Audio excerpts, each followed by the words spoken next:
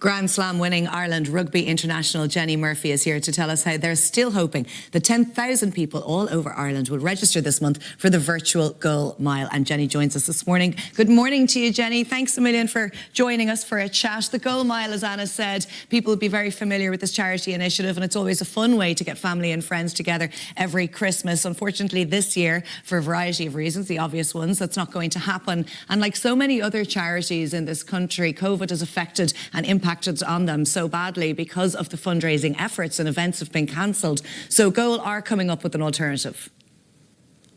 Yeah, like as you said, like so many charities have been hit, and they've had to adapt and shift how they try and get money coming in to help, in Goal's case, vulnerable communities across the globe. And for this, we're going virtual. So, you know, you can still make room for the turkey on Christmas Day. You can still get out. It just mightn't be in what you're used to. It was such a lovely thing last year. You'd be able to see your neighbours and go for a few laps or jog if you wanted to. But now it's different, and it still could be a lovely positive thing. I know my brother is potentially going to be stuck in France, so I'm still going to make him do the goal mile, and it'll just be more of a virtual thing. Some of us are going to be doing the 12 miles at Christmas, so a mile a day in the lead up as well. And it's still going to be fun. It's still going to be enjoyable. It's just different. We're just asking people to post pictures, get on social, and, you know, where it's safe and within government guidelines, you can go for a walk within that social bubble. Of course, it'll be different, but as you say, just as effective and maybe even more powerful because everyone around the world can join in. Jenny, you travelled to Malawi last year. Tell us about your experience, because you witnessed some kind of unique settings, didn't you? Yeah, to be fair, it was definitely one of the highlights, not just of 2019, but I got to travel with Sinead Ahern and Roisin Upton from Dublin GAA and from Irish Hockey. And it was just amazing, the people that we got to meet, the projects and systems that Goal have put in place. They're all so varied and so effective. There was, you know, irrigation schemes that they had set up because the majority of farmers over there are women. And we got to see how they're implementing, you know, sanitary hygiene products and help basically have such a knock-on effect. So they were helping women within the community make reusable sanitary products. They would then give them to, you know, teenagers, disadvantaged teenagers that would normally not have that. And because of that, it seems like something so small, but those teenagers, you know, if they were in school, they'd have to walk all the way home. And sometimes they have to cover quite a bit of distance. So they're missing out on hours of school. As a result, their education is affected. It's, you know, it would have been seen as quite a taboo subject to even speak about, you know, periods and stuff like that in Malawi. And when we got there, the knock-on effect, they get to stay in education for longer. And we want women in positions of power. So the knock-on effect of they're finished the education, they go to college, and they can really make a difference down the line. We got to see this women's circle, and they had chiefs and, you know, men and women of like standing within the community, and they were sharing this, and they were so proud of it. And it was amazing to see, like at one stage, the local district chief, he was waving around one of these reusable sanitary products, and there's nothing taboo about it at all. Like, I can't picture an Irish guy doing that. And it was just, you know, great. They were so proud of the women's achievements, and like, that's a small section of what Goal do, but the knock-on effect of that is absolutely massive. Like, we're not going to be able to help everyone, but you can help somebody, and hopefully that's what this Goal Mile and donating and registering can do this year. Some incredible stories you've had there, Jenny, from your trip to Malawi, and I suppose great insight and access that you had too while you were there with Goal. Is it important to you to use the platform as an Irish Rugby International to promote equality? Obviously, we'll get to that in sport in a few minutes, but just to be able to use your voice, because you have a huge amount of, you know, a younger generation of women looking up to you. Yeah, I think when I first started with rugby, and I kind of just, I'm playing a game, and you want to be the best possible rugby player that you can be.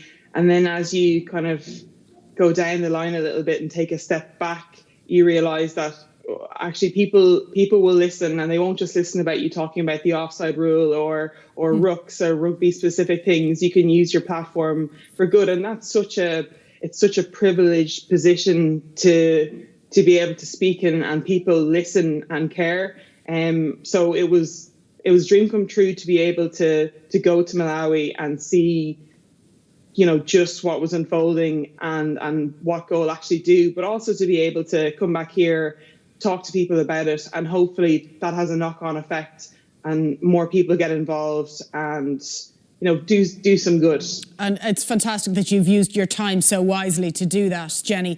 Since you won the Six Nations and beat New Zealand, do you think the perception of women's rugby and women in sport generally has been altered? I do think so. I started with the women's rugby team, Irish women's rugby team, in 2012, and from where I started to where it is now, it's definitely come on leaps and bounds.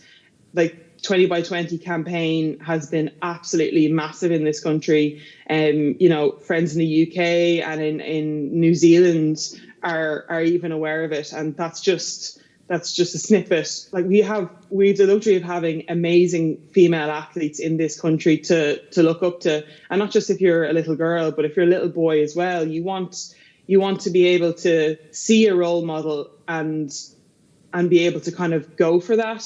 For me, when I was growing up, it was Sonia O'Sullivan, and my coaches will tell me I am by no means an endurance athlete. So I knew that athletics, it was something that it's definitely not something I was going to go down. But now we have so many different options and different powerful, strong, intelligent women to look up to. Ireland is in a good spot, but we want to obviously keep on pushing, and because we're not there yet, but we're definitely on the right road.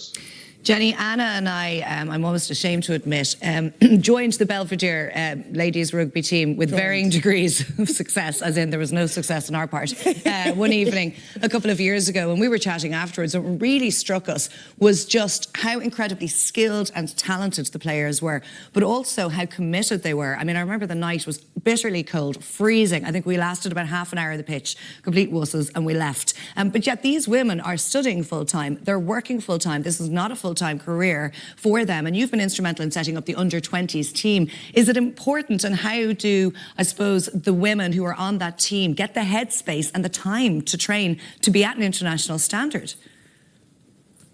Well, firstly, thanks for coming down to Old Belvedere. We will bring hot water bottles for you next time if you do want to. Thank you, Jenny. We would appreciate that. I think.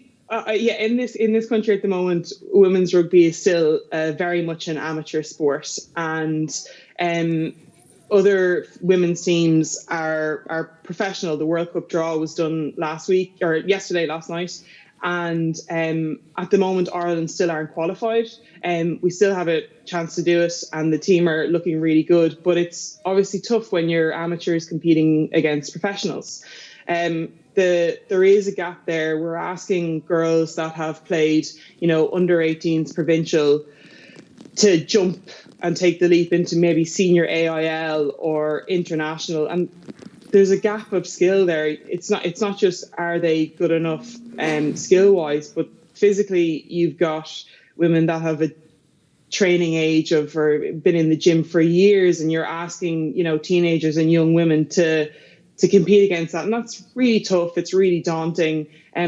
So there's a gap there. We're the only women's Six Nations team to have no under-20 side. Of course. So, this is something that myself and a lot of the players and past players have spoken about. And, Rugby Players Ireland gave us an opportunity to say that, listen, we're going to help you with it. That they pretty much set it up and they asked us to come on board. And myself, Fiona Hayes and Ali Miller were delighted to do so. So we're hoping that it just makes the transition to whatever standard they want to play. Of course. Whether it's Jenny, provincial, international or senior. You continue to do us proud. We are really proud of you. And I think Laura might be underselling our talents on the rugby pitch. So, you know, if you're short, we could possibly make ourselves available. Jenny, thanks so much for joining us this morning. Thanks, Jenny. Continued success to you. And to help Goal hit the magic 10,000 miles in the spirit of helping those in need, you can register at goalglobal.org/goal-mile.